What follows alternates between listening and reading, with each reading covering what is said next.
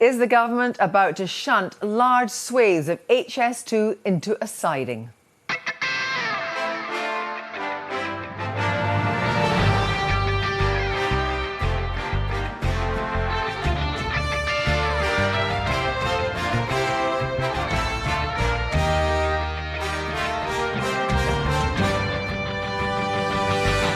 Good evening. Will HS2 prove to be the runaway train project whose budget grew and grew, but it hit the buffers in the Midlands, never to reach Leeds or Manchester? Even if it does reach the north, the cost per mile in today's money is £33 million and counting. Add to that, according to a report by the Institute of Government, the accelerated shift to electric vehicles blows a hole in the environmental case for the super rail. So is the project now behind the times, out of control, and destined to go down in history as the biggest vanity project of all time? Newsnight has learned that figures at the top of government have now lost confidence in HS2 Limited, the company running the project, amidst doubts over whether the entire line will ever be built. From Leeds, here's our economics editor, Ben Chu. High-speed rail between London and Birmingham has the official go-ahead. But will HS2 ever arrive in the north of England? That's the question being whispered in Whitehall now, and the fear being increasingly voiced in places like Leeds is that it won't. My heart sinks. It's incredibly depressing, and unfortunately it is the state of play at the moment. Here's one of the reasons why. The planned northern legs of High Speed 2, known as Phase 2B, connecting Crewe and Manchester, and Birmingham and Leeds, got a red rating from the government's own Infrastructure Projects Authority last month.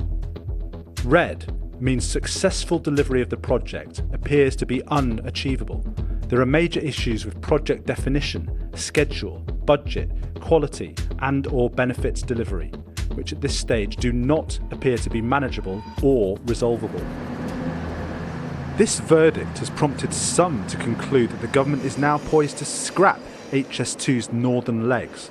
Further, another body, the Independent National Infrastructure Commission, has argued that if state money is tight, upgrading existing lines in the north would deliver more benefits than building new high-speed lines. Overall, we felt that there was more benefits and more economic benefit to be had by focusing on the east-west rail improvements rather than just focusing on north-south. Indeed, you can see that many people make the majority of their journeys east-west rather than the majority of their journeys north-south.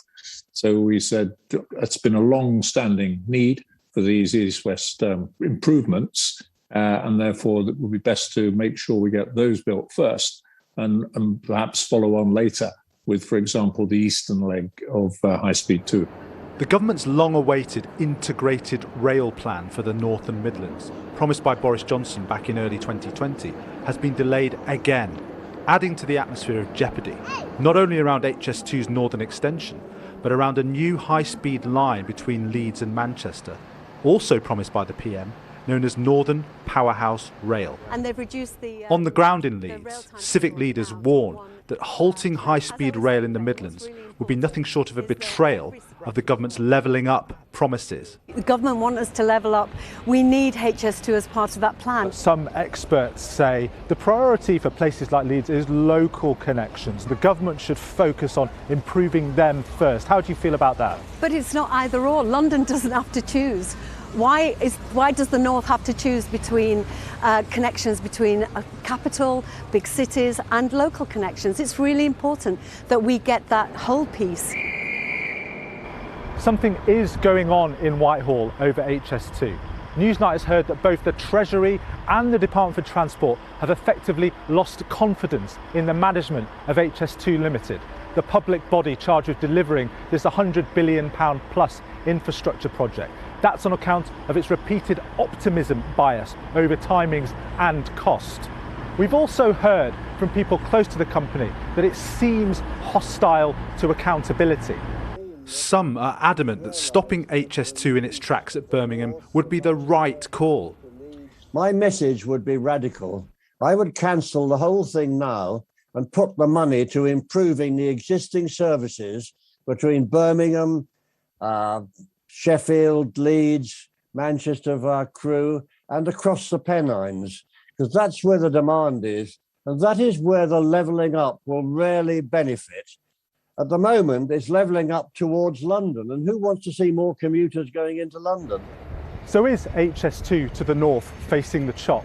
Are the businesses and landlords here on Leeds South Bank, which were counting on its arrival, destined to be disappointed?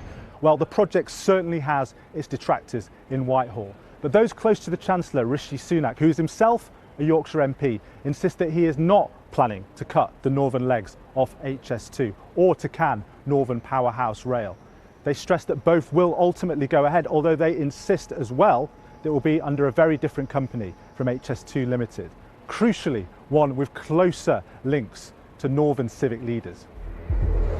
But how well placed is that confidence, especially given considerable and multiplying other post-pandemic spending pressures facing the Chancellor? Until that integrated rail plan appears, nerves about high-speed rail north of Birmingham will not be settled. This particular train has certainly not yet safely arrived. Ben Chewell. Joining me now is Henry Murison, the Director of the Northern Powerhouse Partnership, and the Conservative MP, Andrew Bridgen. Good evening to both of you. First of all, Henry Murison, you are backing HS2, but shouldn't you be backing the Northern Powerhouse Rail? Because surely Leeds to Manchester across the north of England, that's where the congestion is, and that's where there's most to be gained. I think the challenge is, Kirsty, that if we were in the south of England talking about this, we wouldn't be asked to choose. No one's had to choose between Crossrail and link to France. So the challenge is that those projects are also closely related. So if you cancel HS2 and the northern legs, you lose key stretches of the Northern Powerhouse Rail network. So Manchester Airport Station on HS2, also a critical part of Northern Powerhouse Rail, the links between Leeds and Sheffield that we're building as part of the Northern Powerhouse Rail network, they depend on HS2. So the two projects are absolutely linked together, and what we need to do is integrate them, not cancel one of them. Well, let's just be clear. We're at 100 billion and counting for the HS2 project. Have you got all the money in place for the cross-country? I mean, is it there, and who's going to give you it? Because Rishi Sunak's certainly not desperately keen to be his hand in his pocket again. I mean, the Chancellor has been one of probably the most steadfast supporters of that line across the Pennines. And the point is that we do have the money in the National Infrastructure Commission assessment for these key projects. Originally, Northern Powerhouse Rail was going to have to wait for Crossrail 2 to be completed in London. It now looks like, because of the delays with Crossrail, that's unlikely to be the sequencing. So there is money in the Infrastructure Commission's original assessment to be able to put this on the nation's credit card, because it is only about building it and then paying it back. Yes, paying it back. Is significant. And the challenge is, Kirsty, if you don't build these projects, we're not going to be able to level up productivity in the north of England. We won't get those higher tax revenues the Chancellor needs. Well, let me just put that to Andrew Bridgen. You've signed up to the levelling up agenda. You hear people at Andy Street, the West Midlands Mayor, saying we absolutely need this. If you abandon this project on HS2, the levelling up agenda is in shreds, isn't it? It is the kind of flagship project. No, we need east-west communication links, linking the great cities of the north and the great cities of the Midlands to create a critical mass to buttress against the draw of London. The fact is that the better the communication links from the Midlands and the north to London, the faster it sucks talent and money out of our regions. This is to feed London. It isn't going to level up the Midlands or the north at all. So, wait a minute, you're prepared to have bad train connections and poor train connections with the capital. That, in a sense, is not part of your agenda, to allow people from the north, the northwest and the northeast to get to London quickly, efficiently and supposedly cheaply. Well, that's what someone in London decided what the Midlands and the north need to make them happy is they need to get to London faster. Quite frankly, Kirsty, that's insulting. We could spend this money far better in the region, sorting out our own infrastructure problems, which would immediately enhance the lives and the economic prosperity of our own regions. We don't need to get to London faster. Phase one's going to cost £70 billion. That's more than double the original budget in 2013 of the whole project. And my constituents in the East Midlands and East Midlands, like North West Leicestershire, we've already had 8 years of blight. There's no plans to start building the Eastern Leg anytime soon. we'd certainly have at least 25 years of blight before we got any benefit. And the benefit is marginal in a pandemic, in a post-COVID economy. But Henry Morrison, you want the project turned on its head and you want to start from Leeds to Sheffield. You know that's never going to happen. I think it is going to happen, Kirsty. So the best payback of the route is actually the eastern leg. And the problem with Andrew's position is that at the moment it takes 2 hours to get from Nottingham to Leeds. So it is those regional links that actually the eastern leg in particular improves. The eastern leg is not predominantly about getting to London faster. It's actually about improving regional connectivity. So I want those better links to the East Midlands. Andrew's position cuts the East Midlands off from Sheffield and Leeds. It's nearer cities other than Birmingham. I think that is the wrong position. What we need to do is connect the East Midlands to the north of England and get the benefits that come from that in terms of giving a bigger travel to work area for cities like Sheffield. Andrew Bridgen, if the government was to pull the plug on the company with 10 years to go, more decision-making would be made in the north over this decade. Wouldn't that help? The money needs to be distributed to the regions from the original budget. And I think that's the new plan, isn't it? Isn't that the project needs to be pulled.